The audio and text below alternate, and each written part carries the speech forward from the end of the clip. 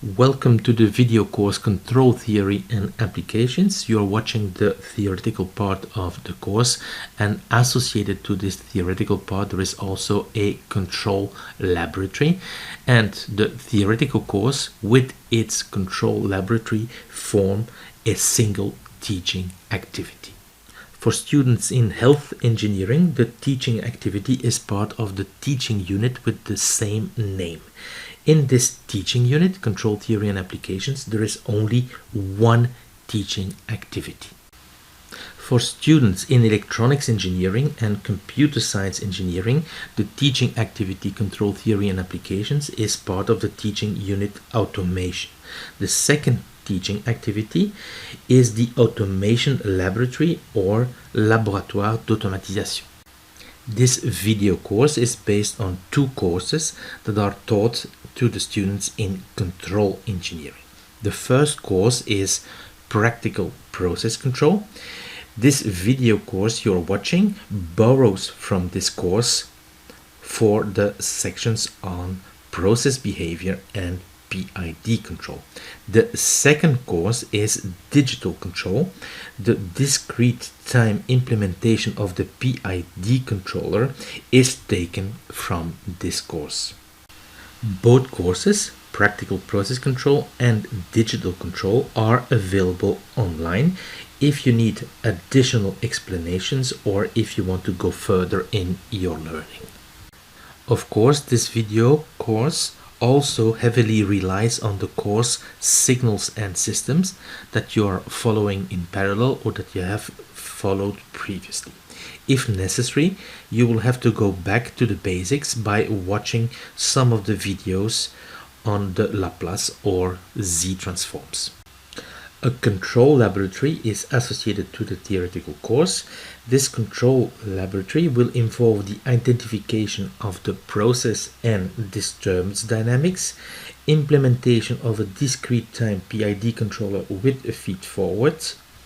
First, you will work in simulation using Matlab Simulink, and in a second stage you will work on the actual system to obtain experimental results. More information about the control laboratory is available on the web page that is dedicated to the course. It is very important that you bring your own computer with a working Matlab Simulink installation during the control laboratories. All toolboxes that are used in the control laboratory are available in the Matlab student suite, so go on Google and search for Matlab student suite. Before attending the first control lab, you should have read the control lab assignment carefully. Let us first start with the outline of the course. In the introduction, we will introduce the concept of feedback using illustrative examples. Next, we will present two typical processes. The first one is the LTR 700 airstream and temperature control plant, and the second one is TCLab, a multivariable temperature control plant. You will use one of these systems during the associated control lab. If the process is controlled using feedback control, this leads to a control system configuration with associated control modes, automatic mode and manual mode. We will also discuss the implementation of the controller on a processor. There are two main approaches, but in this 15-hour course we will only discuss the discrete time implementation of a PID type controller. Finally, we will discuss the benefits of feedback control. Section 2 is mostly a review of concepts of the course of Signals and Systems that we will need in this course. The subsection on robustness margins is new. Robust stability margins give you an idea on how much the process can change before the closed loop system becomes unstable. The next section is dedicated to process behavior. In this section, we will consider the open loop behavior of the process. This means the process without a controller. We will start things very simply by considering a simple static gain, and we will then gradually complexify the process. We will study the processes both in the time and the frequency domain.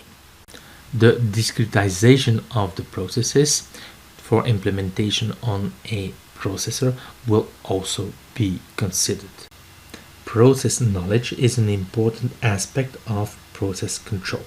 We will see how a model of the process can be inferred from an open loop step response of the process. This will also be further investigated during the control laboratory. Section 4 deals with PID control associated with feed-forward. The main goals are to understand the control actions, proportional action, integral action, and derivative action, and to be able to tune the PID controller. We'll also focus on the discrete time implementation of the PID controller associated with a feed-forward. This will be further investigated on an actual system, an actual process during the control laboratory. Section 5 is simply a dictionary with most of the control terminology in 4 languages: English, French, Dutch, and German. These are the main references that I have used to prepare these slides and this video course. I'm also grateful to the people I've worked with in the 10-year period when I was at Siemens and the 3-year period at Triphase. The people I've met there have learned me quite a lot about process control in practice. I also want to mention 2 ACT training courses that I have attended in the early 2000s when active at Siemens. The first course is Applied Control Techniques and the second one is Model-Based Control. These 2 courses have triggered my interest in teaching in control theory. I like the reference in bold quite a lot. This book treats process control exclusively in the time domain, which is perfect if you're allergic to the Laplace transform. This book is also a good reference if you want to take things further. There is also a second book by the same author that treats multivariable control. Let us consider the challenge of balancing a stick on your finger. We will assume here that the stick can only move in a plane, so we have a balancing stick with only 1 degree of freedom. To act on the stick, the hand can be displaced horizontally, right? So the hand will be used as an actuator. The goal here is to maintain the stick in vertical position. So what we'll use is really the angle that the stick makes with respect to the vertical axis, right? And this tilting angle, theta, with respect to the vertical axis will be measured and used for feedback. This sensing of the tilting angle will be done by the eye, and the eye here will act as a sensor to have an idea of the tilting angle, right? And well, this tilting angle that is sensed by the eye will be used to produce a hand position here, and this control of the hand that uses this tilting angle for feedback will be done in the brain. So the actual control is done here in the brain. The balancing of the stick has to be robust in the presence of undesired inputs called disturbances. A first type of disturbance is, for instance, the influence of the wind, right?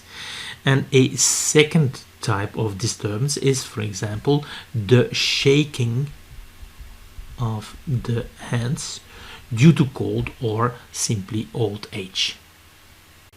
If we view the stick balancing control problem using a block scheme, this is what we obtain. The brain is computing the hand position. The hand acts as an actuator and positions the stick by horizontal displacement.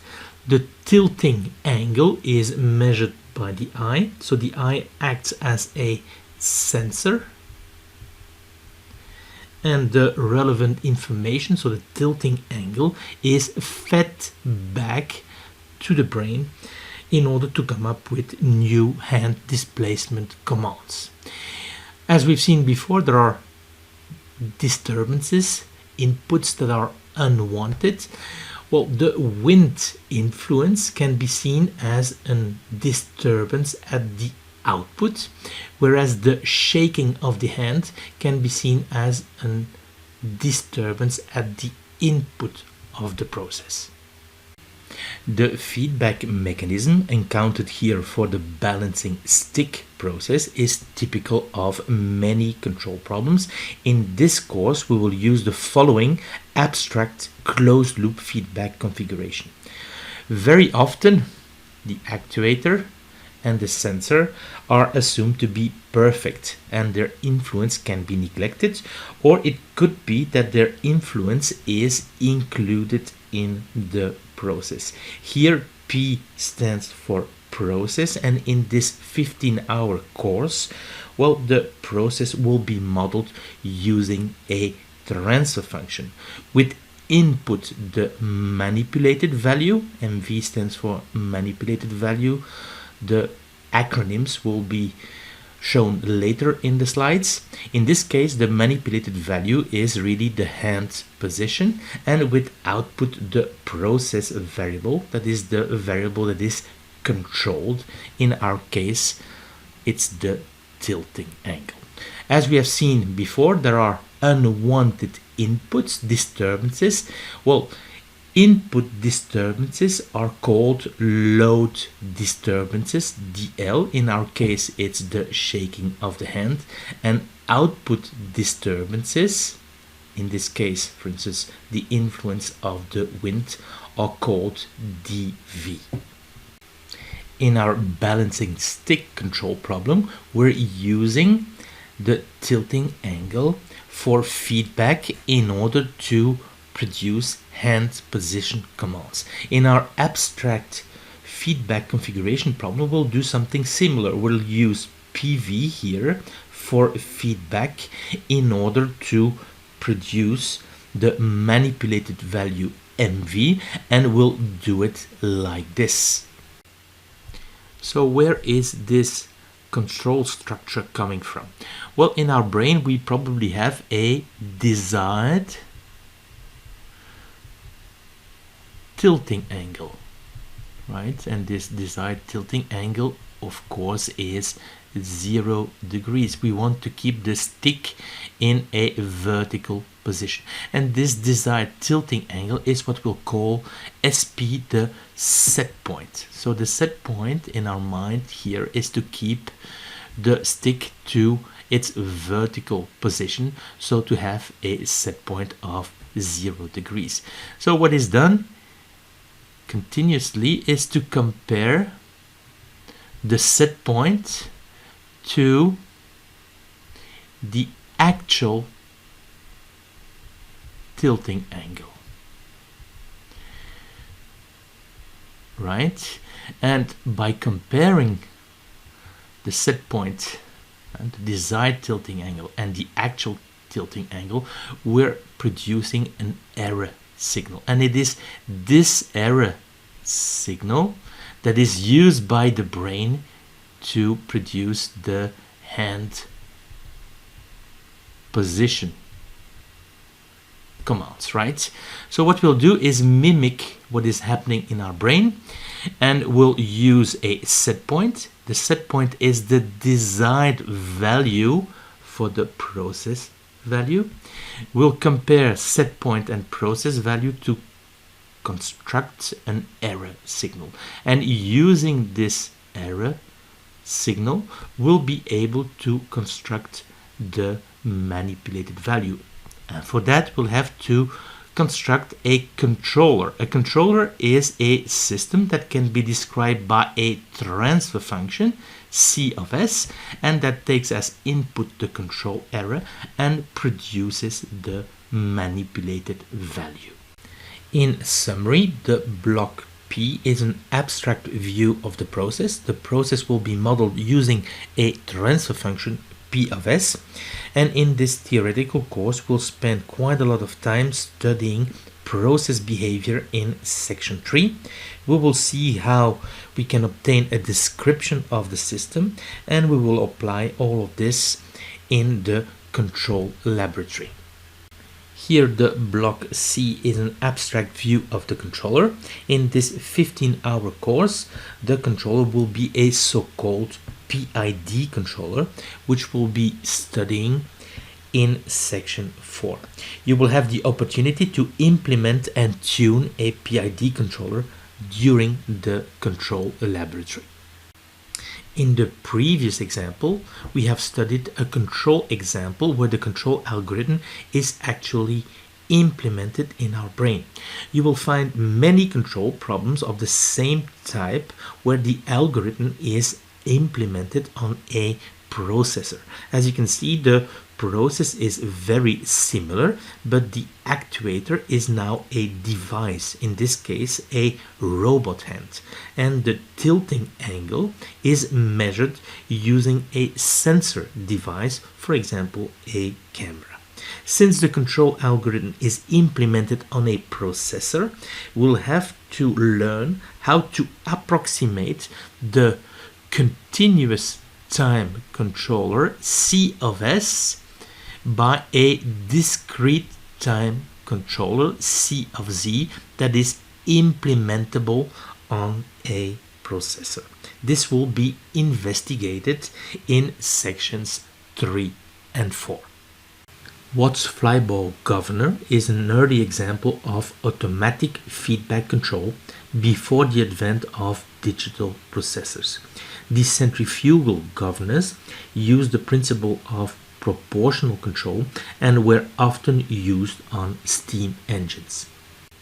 As the speed of the engine increases, the kinetic energy in the metal spheres will increase, and the two masses will move outwards and upwards against gravity. This motion will cause a decrease in the opening of the steam valve through a lever mechanism, and the rate of steam entering the cylinder of the engine will therefore be reduced and the speed of the engine controlled. This is clearly an example of negative feedback. During the control laboratory, we will apply the concepts of the course on one of two processes. Depending on the circumstances, you will either work on the LTR 700 airstream and temperature control plant, or on TCLab, the temperature control lab. I will now present both processes. Well, let us start with the LTR 700 airstream and temperature control plant. So we have here an actual fan that provides an airstream along a tube, and a heating element feeds heat into the airstream. At the output of the tube, the air temperature is measured. Here you see an abstract representation of the LTR 700 system, both the heating power expressed in percent, so the heating power is in the range 0 to 100%, and the ventilator speed also expressed in the range 0 to 100% can be modified. Well, the heating power is controlled by controlling the current through the heating resistance, and obviously by changing the heating power you will change the heat that is fed into the air stream. The ventilator speed can be used to modify the air stream that is going through the tube. We'll consider here that the heating power is used to control the output temperature. So the heating power will be the manipulated value, right? And the temperature also expressed in the range 0 to 100%. So the interpretation is that this is a percentage of the output scale of the temperature sensor. Well, this temperature here is playing the role of the process value, and this is the variable that is controlled by modifying the heating power. The ventilator speed will be considered to be an output disturbance dV. It is also possible to induce a load disturbance dL, right, by changing the value of the heating resistance. So there is a switch that can be used to make sure that the current flows only through a smaller part of the resistance. So here is this switch that you can use to induce a load disturbance, and by acting on this switch you're actually changing the heating resistance.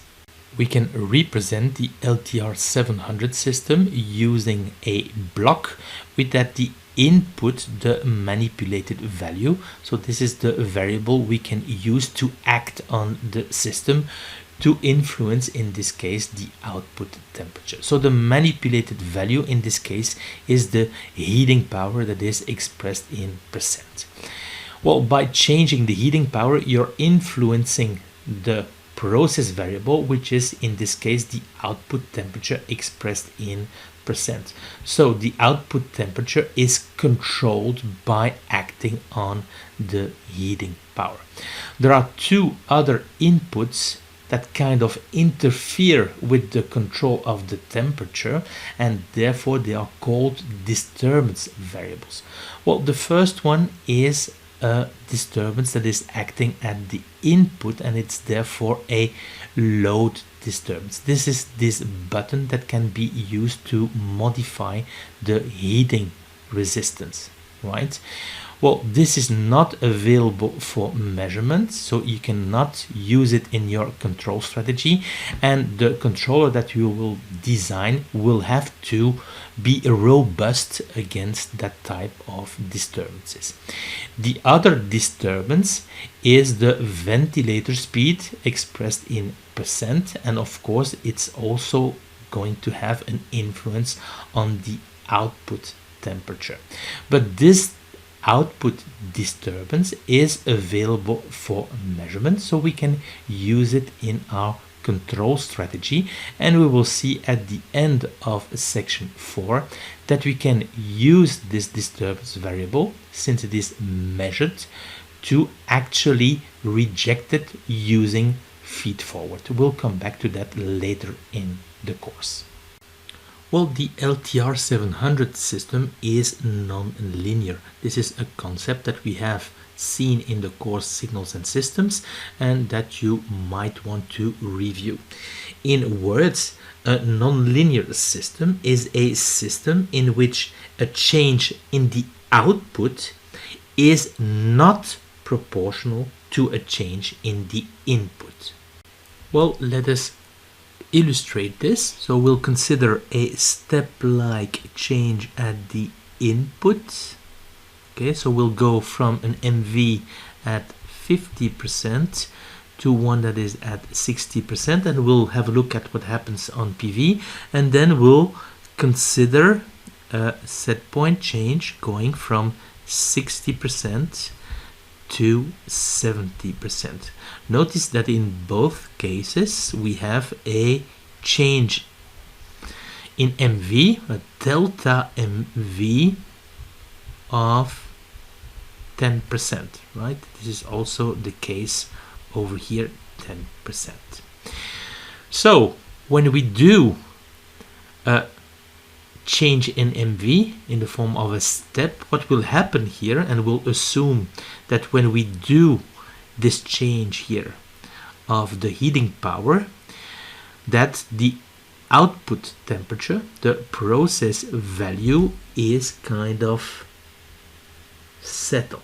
So we'll assume here, for instance, that the output temperature is 51% of the output scale, and then we do the change, and of course what we'll see is an increase in the temperature, and what we'll see is that the temperature, for instance, will increase like this, and we'll have to wait a little bit until everything settles down. We do not have an immediate reaction, right? There is a transient behavior because our system here is dynamic. It's a dynamic system, right? If it had been a static system, then you would have had a direct change in the output, but the system is dynamic, so it takes a while before the output temperature settles, and let us assume that it settles at 62% of the output temperature scale. So we have here a delta PV of, well, 11% in steady state when the transient has disappeared. Well, if we do the same kind of experiment, but now with the heating power that goes from 60 to 70%, well, again, we'll assume here that we have a temperature that is at steady state. We know that it's 62%. And when we do our heating power change, we'll have again a transient, right? So the temperature will go up, and again it will take some time before it settles, right? And now we'll have a look, and it could be, for instance, that the temperature settles at 75% of the output scale of the temperature sensor, and therefore we have here a delta PV that is slightly higher, so it is 13%. This is what we mean by a non-linear system. We have a system in which a change in the output is not proportional to a change in the input. What will happen also is that, well, depending on the changes here, you might have that the transient is also different. We have here a non-linear system, but of course the system theory that we have considered in the course Signals and Systems is that of linear time invariant system. So somehow we would like to describe this system using transfer functions. So what we'll do is work around an operating point with MV around 50% and dV is approximately 50%, and we'll approximate the system around this operating point. To obtain the linear approximate description around the working point, we'll experiment on the system and perform two experiments. In the first experiment, we keep dV at its nominal value dV0, in this case 50%, and we perform a step change on MV around the nominal value MV0, and this nominal value in this case is 50%. In this case we perform a change on MV that goes from 45% to 55% heating power, and then we look at the changes in PV, and as the system is dynamic, it takes a while before the system settles out. But what you see here is the so-called open loop step response of the system, and this step response is kind of a signature of the process, right?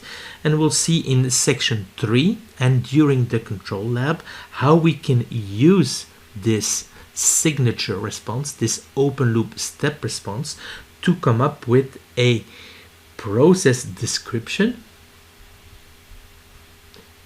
P of S, with input MV and output PV, and this description is actually using a transfer function, will be valid as long as MV is around its nominal point, right?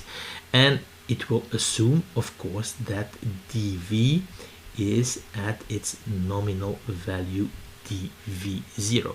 So now what we have to do is kind of see what happens when dV takes a different value, so when it deviates from its nominal point, and this is why we need a second experiment.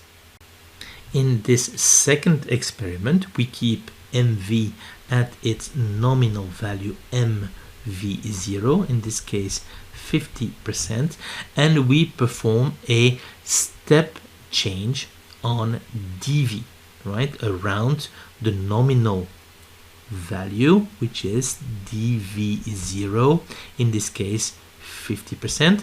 And what we'll do is do a step change from 45% to 55% ventilator speed and look at the influence on the output. And as you can imagine, if you increase the airstream, well, the temperature at the output will decrease. So what you see here is a so-called open loop disturbance step response, and what we can do is use this step response to obtain a description of the influence of dV on the temperature. So we will see in the theoretical course and during the control lab that we can obtain a description that is as follows. So we'll have dV at the input, we'll subtract the nominal value dV0, right, and this will then go inside a transfer function which we'll call d of s, d for disturbance, and this difference signal here will go through this disturbance dynamics to, well, produce a variation on PV. And the reason why we subtract here the nominal point dV0 is that, of course, when dV is equal to dV0, well, there is no change in PV. It's only when dV deviates from dV0 that there will be a correction to be applied on the output signal, in this case the temperature. From the two experiments considered previously, it is possible to obtain a linear description of the process valid around the operating point MV0 dV0. P of S here is a transfer function that models the so-called process input output dynamics, so the relation between the manipulated value, here the heating power, and the process value. Okay, this dynamics is valid when dV is equal to dV0.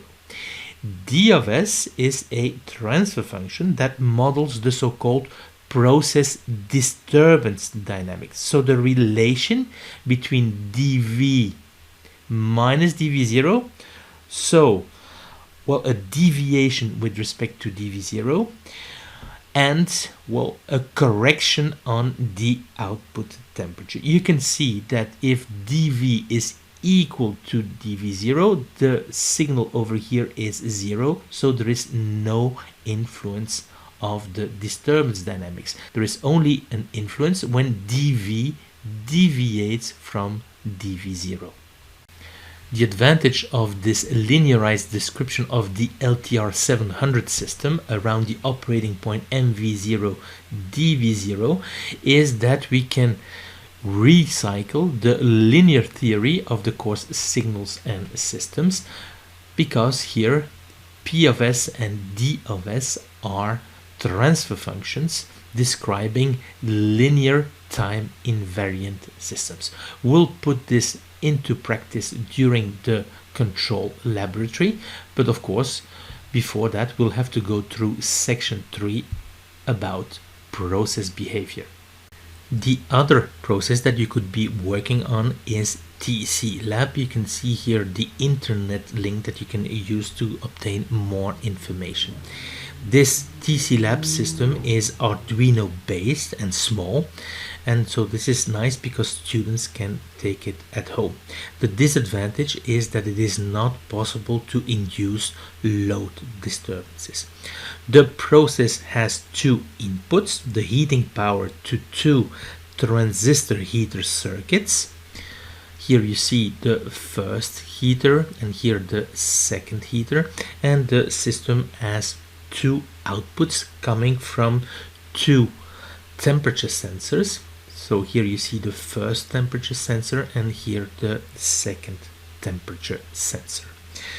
The thermal energy is transferred to the temperature sensors by conduction, convection and radiation.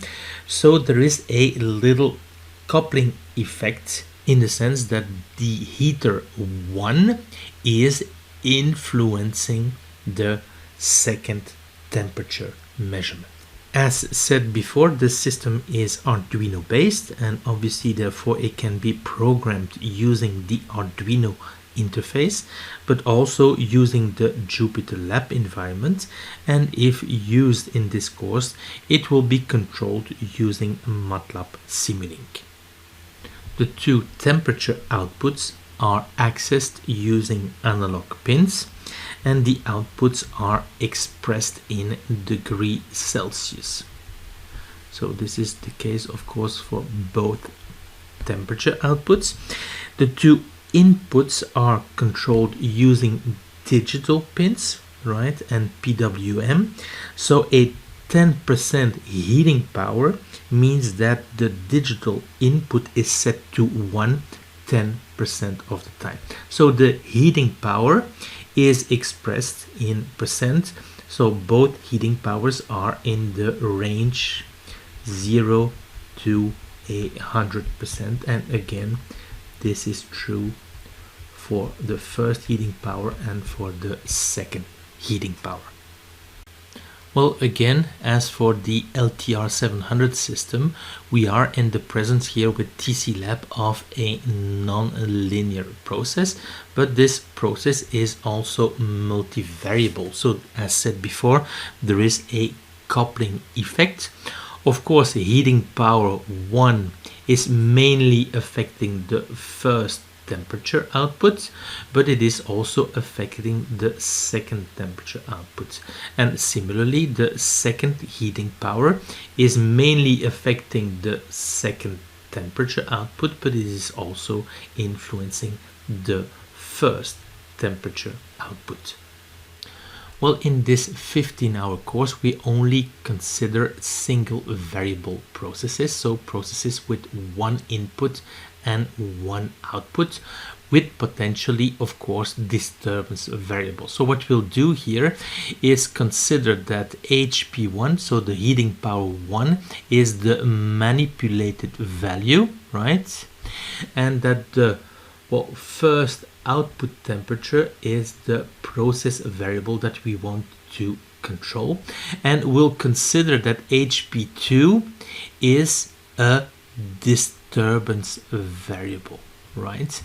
And again, we want to recycle our linear theory from the course signals and system. So what we'll do is work around the operating point MV0 is equal to 50%. So we work around a first heating power here that is around 50%, and the second heating power that is also around 50%. And we'll describe again the system around this operating point, MV0 50% and DV0 50%. So what we do here is view TCLab as a single input, single output system with a disturbance variable. So the manipulated value is the first heating power, right? The output is the temperature measurement of the first sensor, and we see the second heating power as a disturbance variable. Okay, and as before, as for the LTR 700 system, will work around an operating point MV0 50% and DV0 is equal to 50%. So the only difference is that we do not have a possibility to induce a load disturbance. As for the LTR 700 system, what we'll do in order to obtain our linearized description around the working point MV0 DV0, well, is to perform two experiments.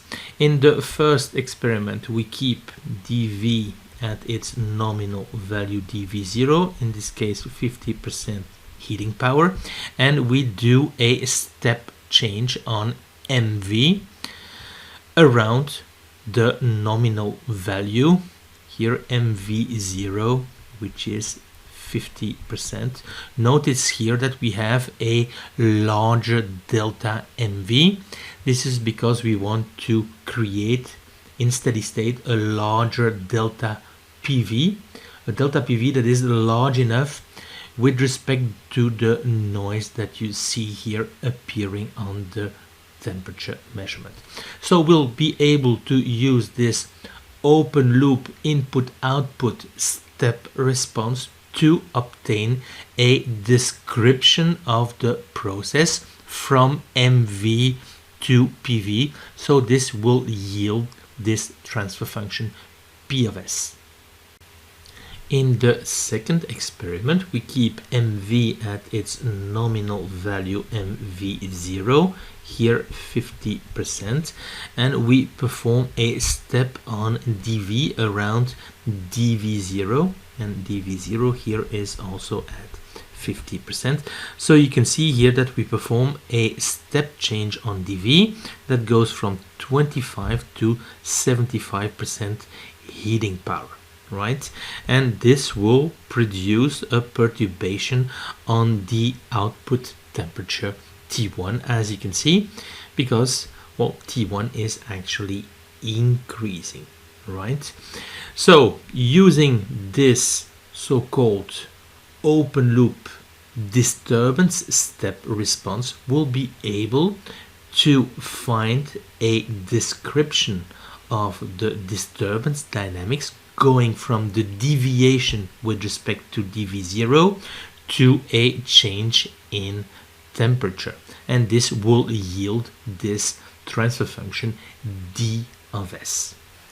Well, using these two step responses, we'll be able to identify the input-output transfer function P of S and the disturbance dynamics, and we'll obtain a linearized description of TCLab very similar to the one that we had obtained for the LTR 700 system, and this linearized description is valid around MV0 DV0. The only difference with the LTR 700 system here is that PV is not expressed in a percentage of the output scale of the temperature sensor, but it's directly expressed in degree Celsius. And using this description, of course, we'll be able to recycle our linear theory of the course signals and systems.